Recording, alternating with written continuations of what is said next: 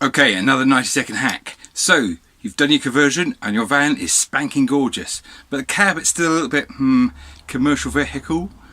So I tried putting on a steering wheel cover, a little bit of chrome trim, but it's still not the business. Needed a bit of a lift, splashed a little bit of cash with some Slovakian friends, and voila, walnut.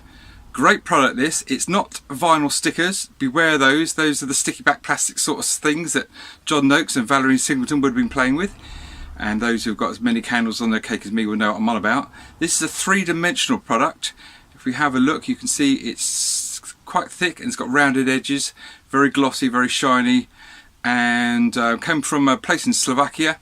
They cut them to your particular vehicle. I'll put a link on the end, and this with postage was around about 50 quid. So a bit of cash, but gives it a lift. There you go, 90-second hack.